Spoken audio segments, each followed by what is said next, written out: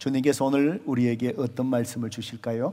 설교 제목을 저를 따라 한번 같이 해보시겠습니다. 말씀을 가르치시는 예수님. 한 번 더 해보실까요? 말씀을 가르치시는 예수님. 예. 평범한 말씀을 가르치시는 예수님, 평범한 말 같지만 오늘 특별히 주님이 여러분에게 정말 말씀을 가르치시는 주님, 우리에게 무엇을 말씀하시고 정말 주님이 어떤 분이신가, 머릿속에 지식으로만 남아있는 예수님이 아니라 내 삶 속에 깨달아지고 만져지고 보여지고 느껴지는 그런 예수님과의 그 만남, 또 그분의 음성이 들려지기를 주님의 이름으로 축복합니다. 이제 예수님께서 이미 우리가 앞에서 말씀을 보신 것처럼 예수님께서 요단강에 가셔서 침례 요한을 통해서 침례를 받으셨습니다. 그 침례는 제사함을 받은 자들, 즉 회개했다라는 표시로서 침례를 받았습니다. 그렇지만 예수님은 죄가 있는 분이 아니시기에 침례 요한이 주저했습니다. 그때 주님께서 네가 나에게 침례를 주면서 모든 의를 이루게 된다라고 말씀하시면서 침례를 베풀라고 말씀하셨습니다. 주님이 이루시게 된다라는 그 의는 다른 것이 아니라 주님이 이 땅에 오신 것은 우리 죄를 구원하시기 위해서 오신 바로 그 모습을 드러내는 것이었고, 또 앞으로 또 주님 앞에 또 믿고 구원받은 자들이 주님이 행한 본에 따라서 침례를 받게 하시려고 주님께서 친히 베풀라라고 말씀하셨습니다. 침례를 받을 때에 성령으로 충만함이 하늘에서 비둘기같이 성령이 임하셔서 우리 주님이 성령의 충만함을 입게 됩니다. 그뿐만 아니고 기도하실 때에 하늘이 열리면서 이는 내 사랑하는 아들이다 라는 하나님의 그 음성이 들려오는 것입니다. 성도 여러분, 매일매일 하루의 삶을 살아갈 때에 성령의 충만함을 입을 수 있기를 바랍니다. 하늘의 소리가 여러분에게 들을 수 있기를 주님의 이름으로 축복합니다. 성령으로 또 충만하실 때에 주님께서 십자가의 구원의 사역을 이루시기 전에, 시작하시기 전에 광야에 가셔서 40일 동안의 금식을 하셨습니다. 주님과 하나님과 더 깊은 관계 속에 영적으로 준비하는 기간이었죠. 40일이 금식을 하고 나니까 굉장히 굶주려 있는 예수님에게 마귀가 다가와서 유혹을 합니다.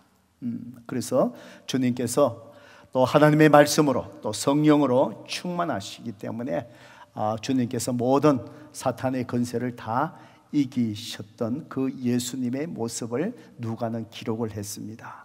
이제 오늘 이 말씀부터 이제 예수님께서 이제 공적인 사역을 시작하시는데 갈릴리로 이제 올라오셔서 먼저 갈릴리 지역에서 사역을 하시는데, 오늘 우리가 읽었던 이 누가복음 4장 14절부터 4장의 마지막 절 44절까지 누가가 우리에게 보여주고자, 가르쳐주고자 하는 의도는 바로 무엇이냐면은 예수님께서 이 땅에 오셔서 구체적으로 어떤 사역을 하셨는가에 대해서 요약적으로 그 사건들을 소개하고 있습니다.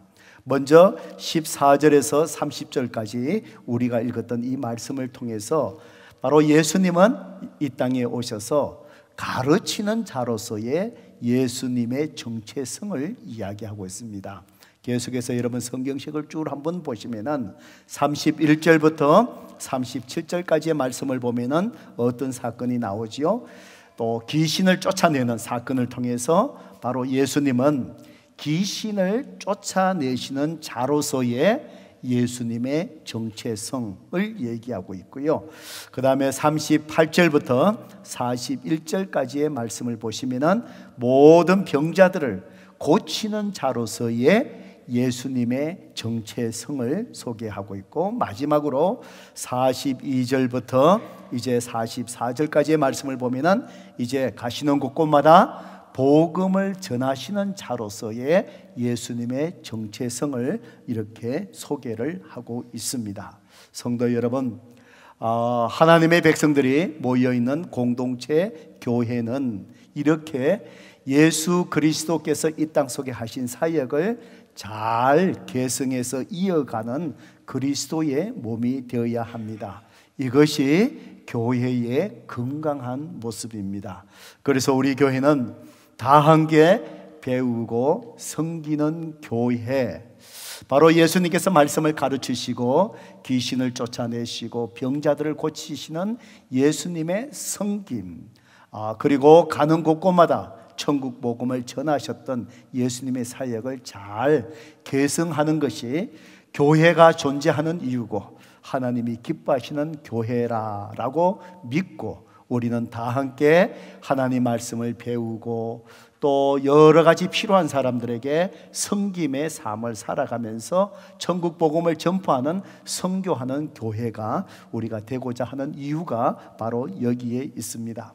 어떤 사람은 우리가 살아가는 인생을 여행에 비유해서 하나님으로의 여행과 세상으로의 여행이다라는 그런 이야기를 합니다. 그렇습니다. 성도 여러분, 우리의 인생의 삶은 하나님을 향하여 천국을 향하여 또 하나님을 향하여 나아가는 여행일 뿐만 아니라 또 세상으로 가는 여행, 이 말의 의미가 바로 무엇이냐면은 하나님으로 향한 그 여행을 우리는 신앙 혹은 영성이라고 그렇게 표현을 합니다. 그렇지만 하나님으로의 여행만으로 가는 것이 아니라 우리는 세상으로의 그 여행들, 그것을 우리는 사역이라고 얘기합니다. 그래서 건강한 그리스도인의 그 모습은 하나님으로의 여행과 세상으로의 여행이 균형을 잘 잡혀야 합니다. 즉 다시 말해서 하나님과의 관계 속에서 영성이 깊어져야 할 뿐만 아니라 또 한편으로는 세상의 사람들을 향하여 예수님의 이 사역을 잘 받아서 그 사역을 이루어가는 그런 그리스도인이 될 때 이것이 바로 하나님이 기뻐하시는 건강한 그리스도의 모습이다라는 그런 이야기입니다. 바로 누가는 이 4절부터 마지막까지 예수님의 정체성과 예수님의 이 사역을 우리에게 소개하면서 실제로 예수님께서 이제 갈릴리에서부터 이제 사역한 그 사역을 우리에게 소개하고 있습니다. 누가복음 4장 14절 15절의 말씀을 함께 같이 한번 읽어봅니다. 시작. 예수께서 성령의 능력으로 갈릴리에 돌아가시니 그 소문이 사방에 퍼졌고 친히 그 여러 회당에서 가르치심에 무 사람에게 칭송을 받으시리라 라고 누가는 기록합니다. 예수님의 그 사역을 소개하면서 누가는 이제 예수님께서 갈릴리로 가셔서 친히 여러 회당에서 가르치시는 사역을 했다라고 이것을 먼저 기록을 하고 있습니다. 그래서 누가가 강조하는 것은 예수님의 사역 중에서도 가장 중요하게 강조하는 것이 하나님의 말씀을 가르치는 사역입니다. 바로 갈릴리로 이제 가셔서 이 가르치는 사역으로부터 시작하면서 이제 공생애의 사역을 주님이 시작을 합니다. 그런데 14절에 여러분 잘 보시면은 주님이 이 사역을 시작하실 때 예수께서 어떻게 하셨다고요? 성령의 능력으로 해당에서 말씀을 가르쳤고 성령의 능력으로 귀신을 쫓아내고 성령의 능력으로 병든 자를 고치시고 성령의 능력으로 각 지역에 갈 때마다 주의 복음을 전하는 것입니다. 무엇을 얘기합니까?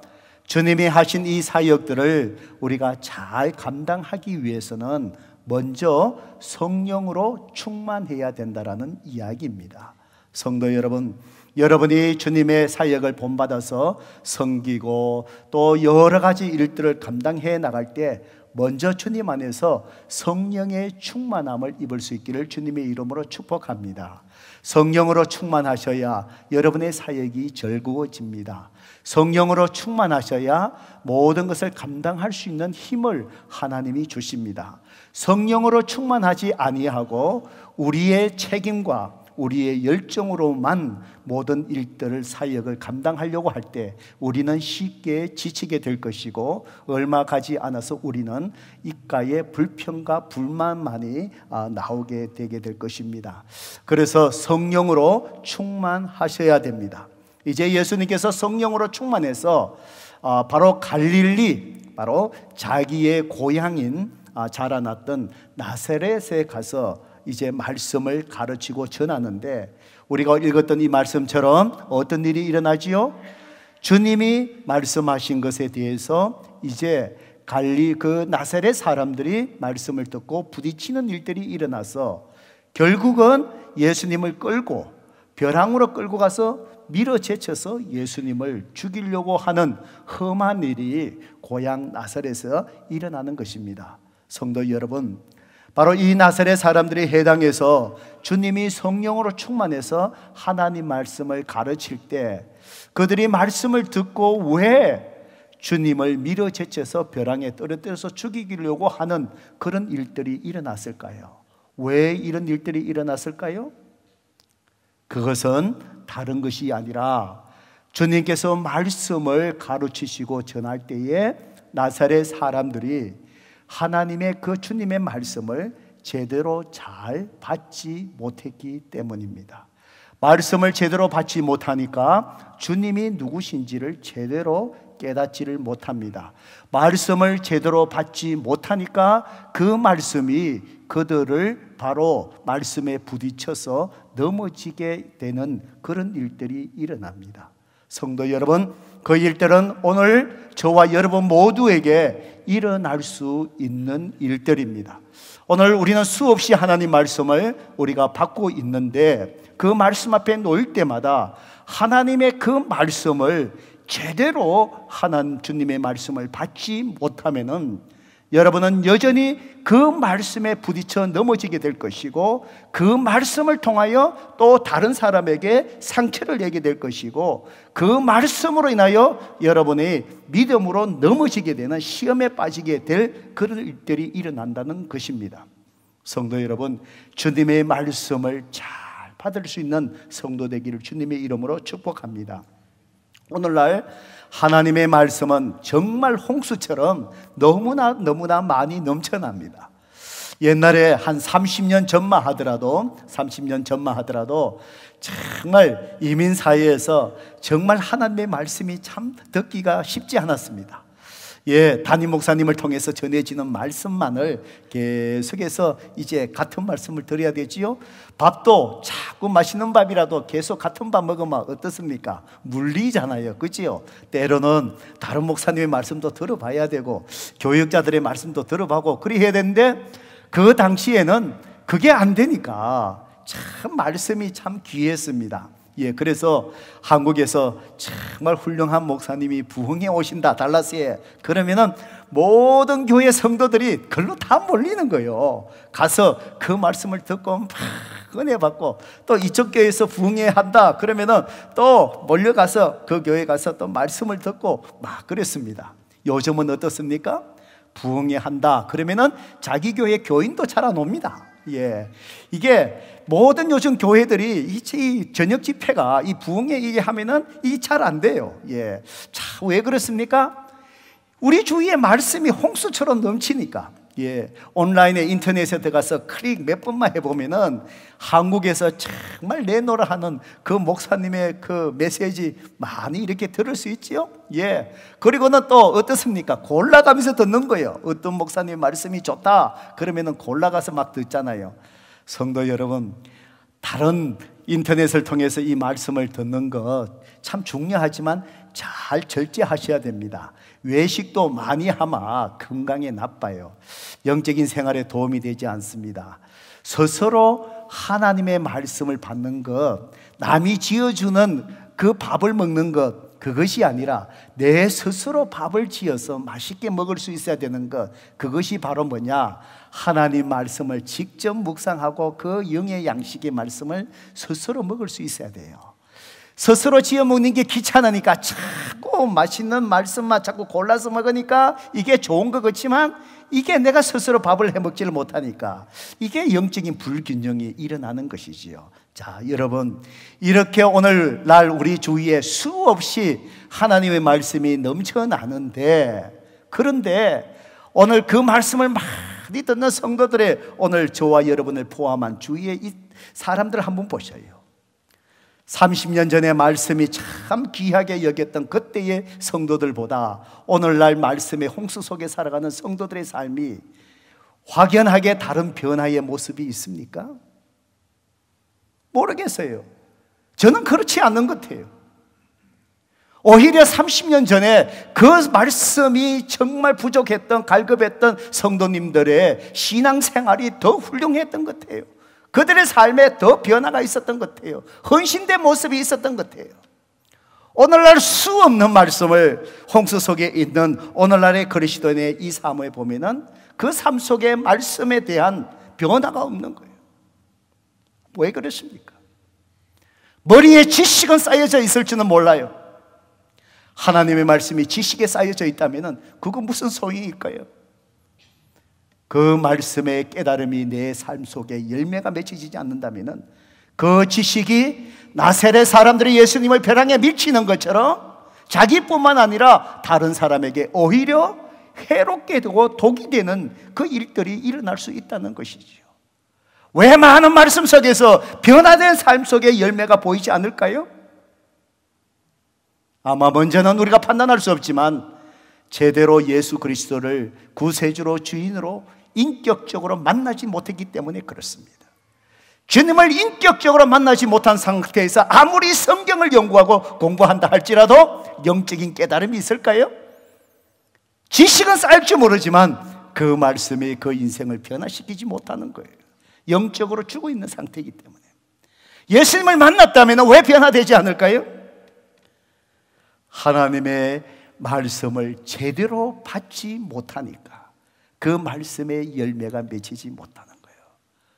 성도 여러분, 오늘 저와 여러분이 하나님 말씀 앞에서 저 말씀이 우리가 읽든지 말씀이 지금처럼 선포되든지 성경 공부만을 통해서 우리가 말씀을 함께 나누든지 말씀 앞에 설 때마다 하나님의 살아있는 그 말씀을 잘 들을 수 있는 성도가 되기를 주님의 이름으로 축복합니다.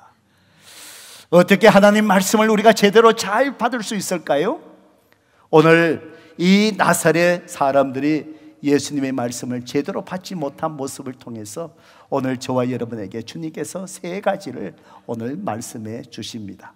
첫 번째로 주님의 말씀을 잘 받아서 그 말씀이 내 삶의 열매가 되려면 하나님의 말씀 앞에 지속적으로 놓여야 합니다. 말씀을 지속적으로 받아야 합니다. 누가복음 4장 16절의 말씀을 함께 같이 한번 읽어볼까요? 읽어봅니다. 시작.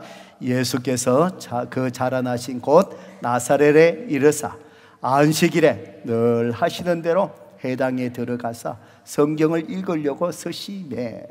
여러분, 주님은 이제 복음을 전파하고 말씀을 가르치시기 위해서 가시는 곳곳마다 어디에 가느냐?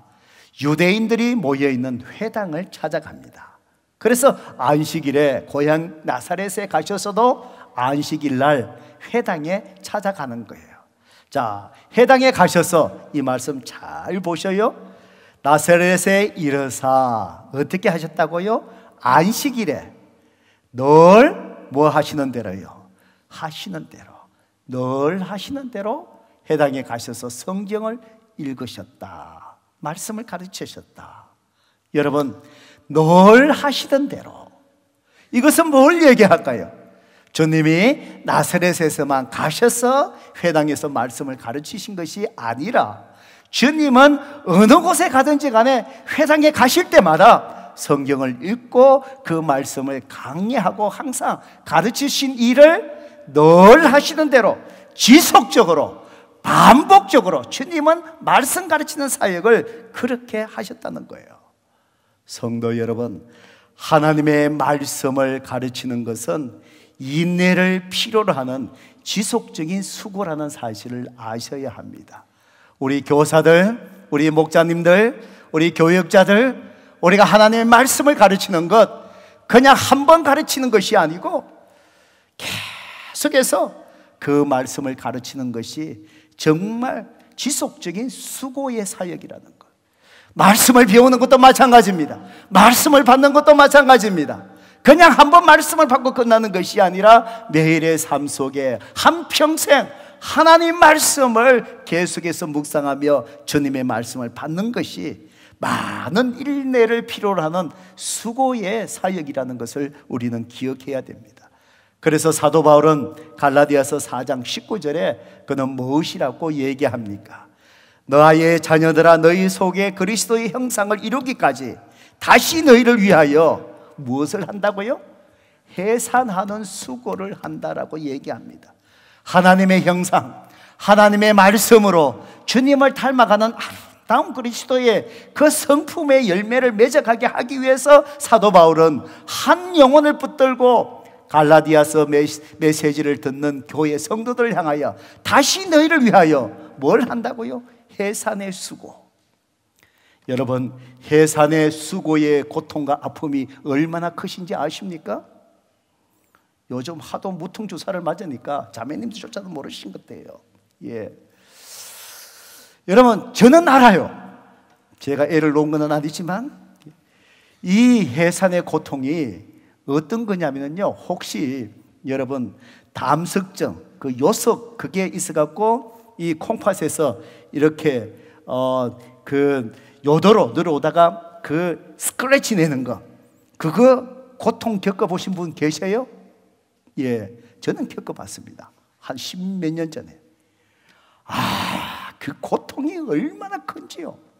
한번 에머지시 갔다가 괜찮아서 의사가 진통제 지어주고 이걸 아픔에 먹으라 그러는데, 그러다가 낮에 되니까 이게 또 시작이 된 거예요. 약을 먹었는데도 이게 진통이 이게 가라앉지를 않아요. 좀 거친 표현을 쓰면은요, 얼마나 아픈지 그대로 잊지 못해갖고요, 제가 어떻게 한 줄 아십니까? 이 거실에 리빙룸에 그냥 있지를 못해서 개처럼 엉금엉금 기어다녔습니다. 왜? 이게 그 통증을 견디지를 못하니까. 야, 그래서 저희 집 사람하고 응급실 또 가야 되겠다. 그래갖고 에머전시에 가서 그 강한 진통제 그게 들어가니까 이 아픈 게 가라는 거예요. 허리가 그냥 잘려져 가는 거예요. 잘려져 가는 거예요. 성도 여러분, 사도 바울이 한 영혼을 말씀으로 정말 주님을 닮아가는 그리스도의 형상의 회복을 위해서 이 영혼을 섬길 때에 이 해산의 수고, 허리가 잘리는 가장 고통스러운 그 고통의 수고를 사도 바울은 감당하는 거예요. 성도 여러분, 그렇습니다. 우리 선생님들 말씀을 가르칠 때마다 이 참 전혀 변화가 일어나지 않는 그 사람들 낙심하지 마세요. 어쩌면은 평생 해산의 수고를 감당해. 그 변화는 내가 아니라 그 변화는 성령 하나님께서 사람을 변화시키시기, 우리가 할 일은 해산의 수고를 지속적으로 주님처럼 하시던 대로 반복적으로 주님의 말씀 앞에 놓이는 것이죠. 가르치는 것이지. 주님의 말씀 앞에 엎드리는 것이지. 조급할 필요가 없습니다. 저희 집사람이 옛날에 첫째 우리 딸로 올 때 우리 박은미 자매님 성도님 오셨어요? 오셨구나. 예, 아직 출산하시고 오늘 두 번째 주에 인사 받으러 또 오셨잖아요. 저희 집사람이 첫째 아이를 놓을 때 이 3주나 늦게 태어났어. 첫 번째 이제 듀데이 되니까 이번 주가 듀데이입니까? 성도님들이 인사하잖아요. 아이고 그렇군요. 순산하세요. 뭐 화이팅 그거 뭐 인사받고 갔는. 그런데 이 애가 나오지를 않아요. 그 다음 주에 오니까 이제 또 오니까 성도님이 아이고 아직 안 나왔네요. 그리고 또 이제 하니까 또 교회에서 집에 갈 때 되니까 또 인사하잖아요. 아이고 이번 주에 또 순산하세요. 잘 놓고 그래 하세요. 그 인사 다 받았어. 근데 그 주에 또 안 나와. 세 번째 이제 주일날 와야 되니까, 우리 집 사람이 주일날 되니까 교회 안 가려고 그런 거예요. 이 창피하다고. 가면 또 사람들인데 또 뭐라 그러게. 또 안 나왔다고 안 가려고 그런 거예요. 우리 자매님이 오늘 두째 주 괜찮습니다. 이번 주에 의사님이 선생님 유도분만 하신다 그러니까 걱정하지 마세요. 그래서 하도 이 뱃속에 이 아이가 안 나오니까 저희 집 사람이 워낙 조급하고 자꾸 그렇잖아요. 이게 그래서 막 조급해 하니까 지금은 소천하셨지만 우리 장모님이 우리 집 사람 보고 그러더라. 야야, 그 뱃속에 있는 애가 어디 갈 건데? 왜 그러신 거예요? 그렇잖아요. 이 뱃속에 있는 애가 어디 갈 거야? 때가 되면 나오는 거지. 자꾸 조급하고 어디 뱃속에 있는 애가 뭐 어디 갈 건데? 성도님들, 그런 것 같아요. 우리가 하나님 말씀을 받고 하나님 말씀을 가르치고 반복해서 하다 보면은 때로는 변화되지 않는 내 모습에 참 내 자신에 대해서 불만이 생기고, 말씀을 가르치면서 말씀 앞에서 변화되지 않는 또 성도들의 모습을 볼 때 낙심되기도 하고, 때로는 말씀으로 열심히 또 세워가는데 보면은 때로는 옛날에 그 모습, 도루묵되는 그 모습 볼 때 내가 지금까지 수고한 것이 뭔가, 이 모든 말씀의 사역들을 내려놓고 싶고, 그렇지만 성도 여러분, 뱃속에 있는 내가 어디 가겠노 하는 우리 장모님의 말씀처럼 주님의 말씀 앞에 지속적으로 말씀 앞에 놓이고 말씀을 가르치고, 언젠가는 하나님에 대해 성령의 역사하심으로 우리를 바꾸는 역사가 분명히 일어날 줄로 믿습니다. 오늘 저와 여러분이 말씀을 배우고 말씀을 받고 가르치는 것에 지속적으로 하나님 말씀 앞에 놓이는 성도 되기를 주님의 이름으로 축복합니다. 두 번째로, 어떻게 주님의 말씀을 잘 받을 수가 있을까요? 17절에서 22절 말씀을 통해서 주님이 말씀하십니다. 하나님 말씀을 받을 때에 편견 없이 받아야 된다라고 말씀합니다. 편견입니다. 여러분, 성경의 4장 17절 한번 이렇게 보실까요? 제가 성경을 읽어가면서 또 설명을 해드리겠습니다. 4장 17절, 선지자 이사야의 글을 드리거늘 책을 펴서 이렇게 기록된 데를 찾으시니 그랬습니다. 여러분, 해당에 이렇게 방문하면은 성경의 말씀에 좀 박식한 사람들 이렇게 오면은 이분들에게 강의를 부탁드립니다. 우리가 예배 순서가 있는 것처럼 회당에도 말씀을 읽는 순서가 있습니다. 그 중에 선지자의 글을, 선지서지요, 이걸 읽는 순서가 있습니다. 그래서 해당장이 예수님에게 바로 이사야서의 글을 드리거늘 이걸 읽어주세요 라고 하면서 그 두루마리를 펴서 이렇게 예수님께 드린 거예요. 그런데 드리거늘 책을 펴서 이렇게 기록된 데를 주님이 어떻게 했다고요? 찾으셨다는 거예요. 그러니까 해당장이 이걸 읽으세요 라고 드렸는데 주님은 그걸 읽지 않고 다시 뒤적이면서 이사야의 61장 1절과 2절의 말씀을 주님이 찾으신 거예요. 바꾸어서 그걸 읽으신 거예요. 아마 해당장이 당황했을지도 모르지요. 예배 순서에 이렇게 됐는데, 근데 주님이 읽으신 그 말씀이 바로 뭘까요? 자, 18절, 주의 성령이 내게 임하셨으니 이는 가난한 자에게 복음을 전하게 하시려고 내게 기름을 부으시고 나를 보내사 포로된 자에게 자유를, 눈먼 자에게 다시 보게 함을 전파하며 눌린 자를 자유롭게 하고 주의 은혜의 해를 전파하게 하려 하심이라 하였더라. 이걸 찾아서 읽으신 거예요.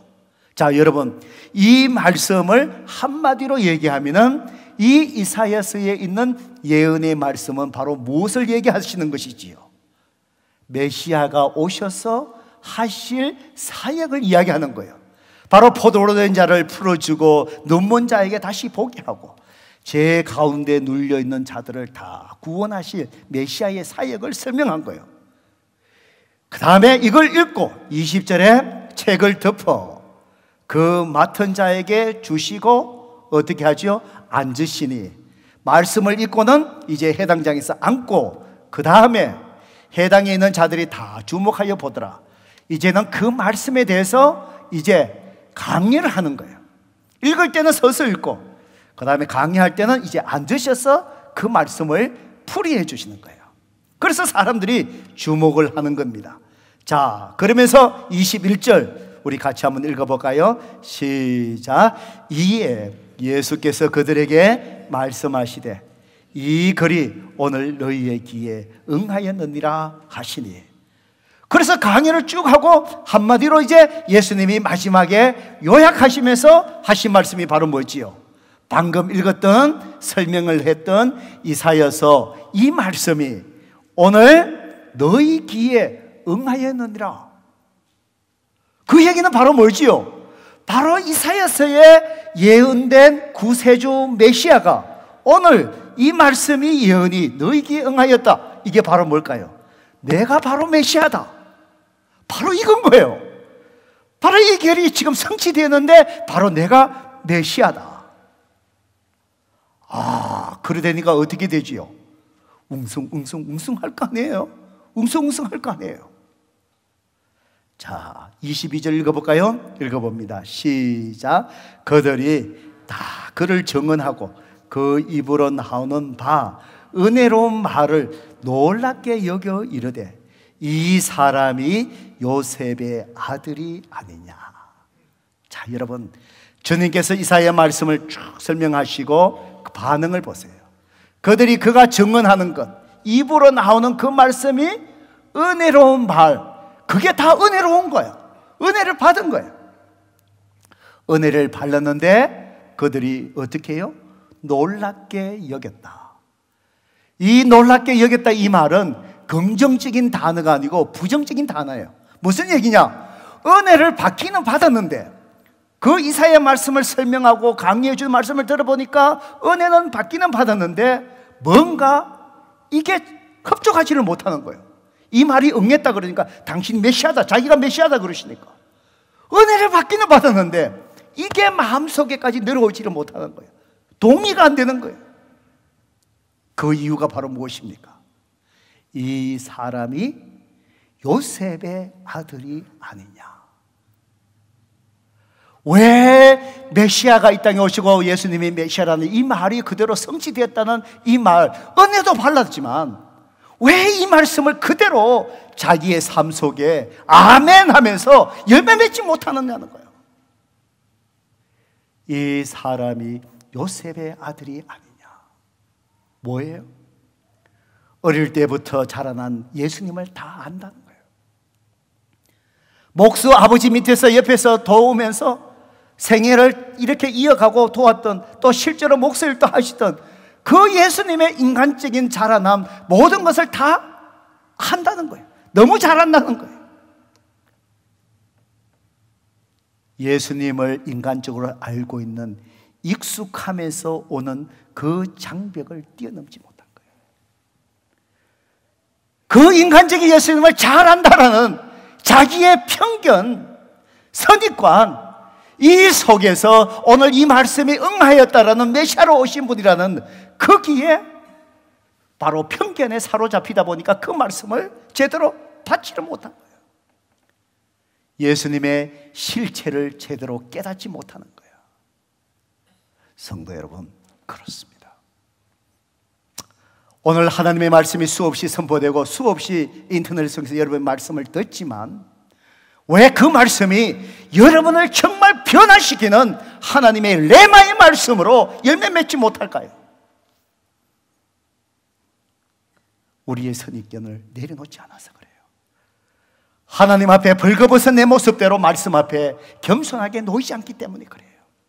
여전히 내 생각에 모든 것을 가진 채 여전히 내 생각을 바꾸지 않으려고 하는 바로 그 모든 것을 움켜잡고 있는 그 속에서 하나님 말씀을 들으면서 나에게 필요한 말씀만 골라 듣기를 원하고 나에게 필요하지 않고 나에게 거부 반응되는 그 말씀은 아예 듣지 않으려고 하는 그것 편견, 그것이 수없이 하나님 말씀을 들어도 그 말씀이 우리를 변화시키지 못합니다.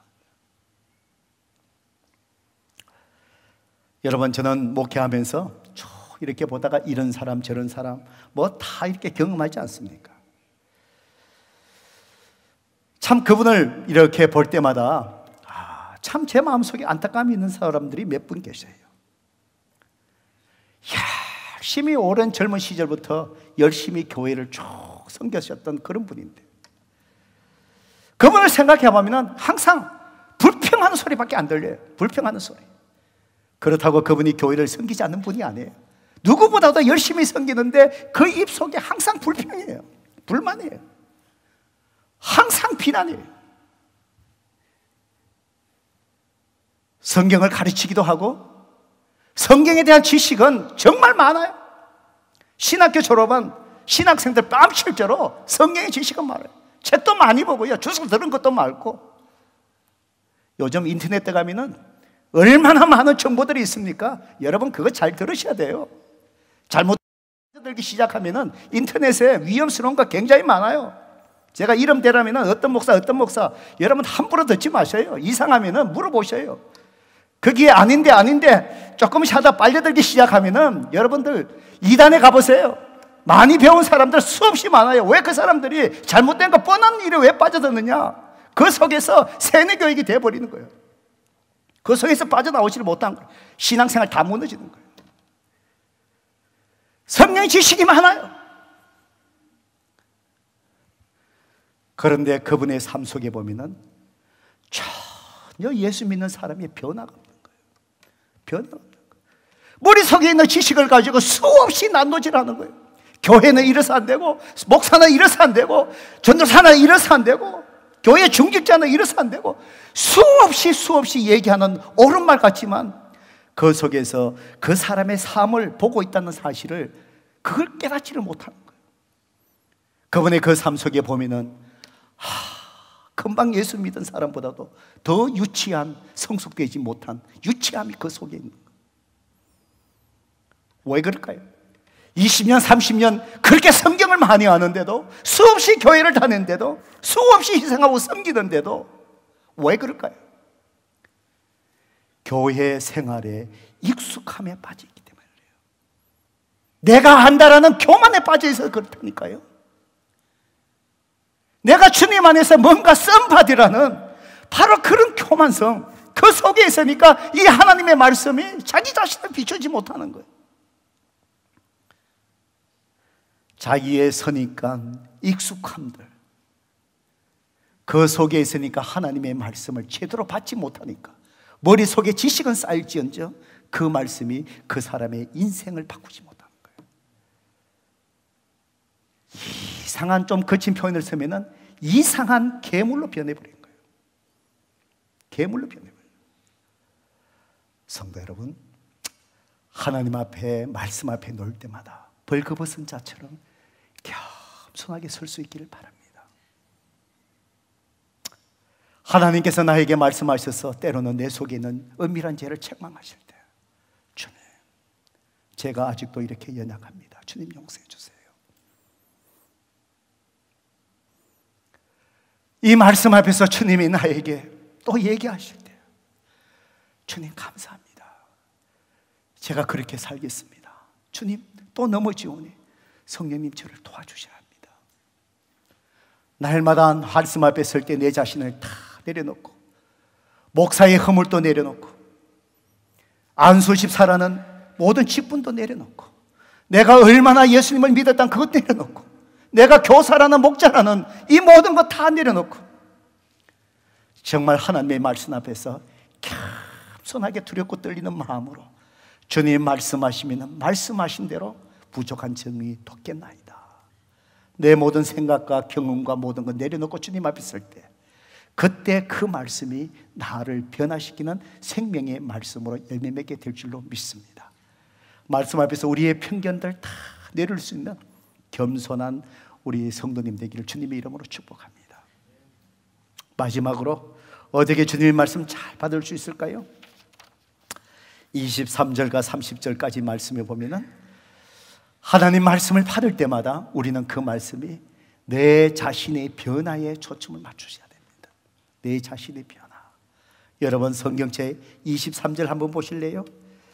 예수께서 그들에게 이르시되 너희가 반드시 의사야 너 자신을 고치라라는 속담을 인용하여 내게 말하기를 우리가 들은 바 가버나움에서 행한 일을 네 고향 여기서도 행하라 하리라. 이 예수님을 거부하는 나사렛 사람의 그 마음의 심리를 주님이 깨뜨리고 계신 거예요. 너희들이 이 속담을 들고 지금 얘기하고 그 생각하고 있지 않느냐? 의사야 너 자신을 고쳐라. 이 말이 뭐지요? 네가 의사면 의사인 걸 한번 병 고치는 걸 통해서 한번 보여봐라. 그것처럼 그 생각을 하지? 나한테도 그 생각하지? 네가 메시아라면 가버나움에서 기적 행한 거 우리 들었다. 그러면 우리가 훅 하고 메시아로 인정할 수 있는 기적을 한번 행해봐라. 우리가 아는 거는 요셉의 아들인 거 그것밖에 모른다. 주님이 24절에 뭐라고 얘기하십니까? 선지자가 고향에서 한영받은 자가 없다. 그러면서 25절, 내가 참으로 너희에게 이르노니 엘리야 시대에 하늘이 3년 6개월 동안 닫히어 온 땅에 큰 흉년이 들었을 때 이스라엘에 많은 과부가 있었으되 엘리야가 그중 한 사람에게 보내심을 받지 않고 오직 시돈 땅에 있는 사렙다의 한 과부에게 뿐이었으며. 이 말이 무슨 얘기입니까? 봐라, 3년 6개월 동안에 이스라엘에 다 흉년이 들었다. 그때 엘리야 선지자를 통해서 흉년에 그때 공개받은 사람이 누구냐? 유대인이냐? 아니지 아니느냐? 이방의 한 여인 사렙다의 한 과부가 이 선지자의 공개를 받지 않았냐? 무슨 얘기지요? 왜 이들이, 유대인들이 왜 흉년에 이렇게 공개를 받지 못하느냐? 선지자를, 하나님의 말씀을 배척했기 때문에 안 그러냐? 적나라하게 지금 예수님이 얘기하신 거예요. 그리고는 엘리사 선지자 때 얘기합니다. 그 당시에 많은 나병 환자가 이스라엘에 있지 않았느냐? 그런데 나병 환자가 고침받은 사람은 누구냐? 이방인 나만 장군이 아니냐? 왜 그러냐? 그들이 엘리사 선지자와 그분의 하나님의 말씀을 배척했기 때문에 그렇지 않느냐? 너희들도 나를 배척한다면 이처럼 너희들에게 아무 유익이 없다. 그러니까 뭐예요? 나사렛 사람들이 열받죠. 그래서 28절에 보세요. 해당에 있는 자들이 다 이것을 듣고 다 크게 화가 났어. 일어나 동네 밖으로 쫓아내요. 그 동네가 건설돼 산 남들이까지 끌고 가서 밀쳐 떨이고자 하네. 마지막 우리 30절 함께 읽을까요? 시작. 예수께서 그들 가운데서 지나서 가시니라. 자, 여러분, 저는 예수님이 어떻게 그 사람 벼랑거리에 밀어서 죽이려고 하는데 어떻게 그 가운데로 갔는지 모르겠어요. 기적을 행하신 게 아니에요. 기적을 요구하자 기적을 보여줘서 어떻게 할 거예요? 주님이 그 가운데 가시게 된 것, 지나서 가시니라. 원어의 그 의미를 보면 가신다는 의미가 어떻게 표현되냐면 자기 길을 가셨다 이 말입니다. 주님께서 자기 길을 가셨다. 주님이 가셔야 될 그 자기 길이 무슨 길이에요? 종착점이 어디예요? 십자가예요. 주님이 그 가운데서도 가실 수 있던 건 뭐죠? 아직 십자가가 때가 아니 이르렀기 때문에 하나님이 보호하신 거예요. 그래요. 주님은 그렇게 배척당하시면서 주님은 그 속에서 자기의 길, 십자가의 길, 종착점을 향해서 가시는 것. 성도 여러분, 오늘 우리가 하나님 말씀 앞에 놓을 때마다 그 말씀의 종착점은 바로 무엇일까요? 내가 주님을 더 깊이 깨닫고 내 삶 속에 주님이 나타나는 거예요. 내 삶의 변화예요. 오늘 주님 말씀 받을 때에 내 삶의 변화가 일어나지 않는다면 그 말씀은 나에게 아무 소용이 없어요. 여러분이 가지고 있는 그 지식은 하나의 쓰레기와 같아요. 오히려 그 지식이 여러분을 더 추하게 만들어요. 내가 하나님 말씀을 잘 모른다 할지라도 받은 그 말씀의 마지막 종착점, 내 삶 속에 그리스도와 그분의 모습이 나타나는 변화의 성숙된 열매, 그때 그 모습이 그리스도인의 아름다움으로 드러나게 될 줄로 믿습니다. 성도 여러분, 우리의 공동체 속에 정말 하나님 말씀을 잘 받았어요. 이 종교 생활에 익숙해진 그리스도인이 아니라 말씀을 잘 받고 주님의 아름다운 성품의 열매들이 오늘 내 은혜의 생활 속에, 내 삶의 모습 속에 오늘 열매 맺으시는 그런 아름다운 모습이 저와 여러분의 있기를 주님의 이름으로 축복합니다.